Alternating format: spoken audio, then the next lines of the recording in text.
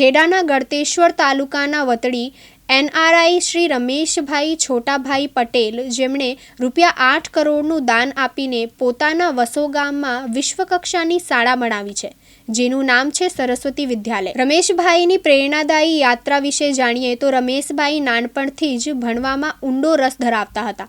ગળતેશ્વર તાલુકાના નાના એવા વસો ગામથી શરૂઆત કરીને પછી તેઓ અમેરિકા સ્થાયી થયા. વિદેશમાં રહેતા હોવા છતાં તેમના હૃદયમાં વતન માટે કંઈક કરવાની ઝંખના રહેલી આધુનિક શિક્ષણના માધ્યમથી ગામના બાળકોને સુશિક્ષિત કરવા વસો ગામમાં આધુનિક શાળાની સ્થાપનાનો વિચાર એમના મનમાં છવાયો. રમેશભાઈના શિક્ષણ માટે સહાયના આ વિચારોએ શાળા નિર્માણના સ્વપ્ને આકાર આપ્યો, જે આજે સરસ્વતી વિદ્યાલય તરીકે વસો ગામમાં ઊભી છે. શાળાના ભવિષ્યના નિર્માણ માટે માતૃભૂમિ ચેરિટી ફાઉન્ડેશન, USA સ્વ ચંચળબા કેળવણી ટ્રસ્ટ ડાકોર અને શ્રીજી સેવા ટ્રસ્ટ વસોના મજબૂત સહકારથી રમેશભાઈ દાન માટેની રકમ સરળતાથી આપી શક્યા અને આમ 30 ઓક્ટોબર 2022ના રોજ લાભ પંચમના શુભ દિવસે સરસ્વતી વિદ્યાલય આદર્શ શાળાનું ખાતમુહૂર્ત કરવામાં આવ્યું હતું. સરસ્વતી વિદ્યાલયમાં કુલ 30 વર્ગખંડો ધરાવતા 3 માળના ભવનનું નિર્માણ કરવામાં આવ્યું છે. અહીં બાળવાટિકાથી ધોરણ 8 સુધીના વર્ગખંડો, કમ્પ્યુટર લેબ, પુસ્તકાલય, સંગીત રૂમ, વિજ્ઞાન લેબ અને રમકડા રૂમ જેવી આધુનિક સુવિધાઓ ઉપલબ્ધ છે. બાળકો માટે વિશાળ મેદાન, હિંચકા, લપસણી તેમજ રમતગમત સાધનો સાથે અભ્યાસ અને આરામનું સમતોલ માળખું ઊભું કરાયું છે. શાળામાં ACની સુવિધાના વર્ગખંડો અને મધ્યાહન ભોજન માટે વિશેષ રૂમ બનાવાયા છે.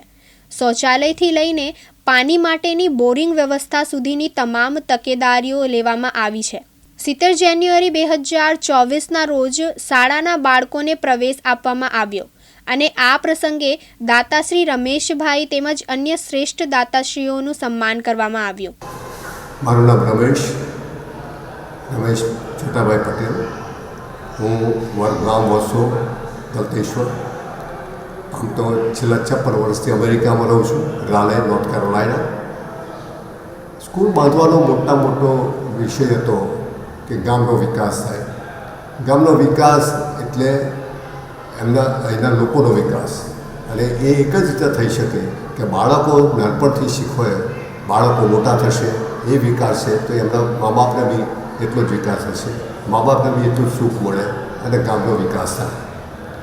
ગામના વિકાસ માટે સ્કૂલ બાંધવી, સ્કૂલ મકાન તો તૈયાર થઈ જશે, તો એ મકાનની અંદર ઇક્વિપમેન્ટ બી એવા સારા લાવીએ કે જેથી છોકરાઓ જુએ અને શીખે એમાંથી, અને એકબીજા સાથે નવી રમતો જે સિટીઝની અંદર થાય છે, જે આપણે અહીંયા લઈ આવ્યા. એટલે એ રીતે આખી સ્કૂલ તૈયાર થઈ ગઈ છે.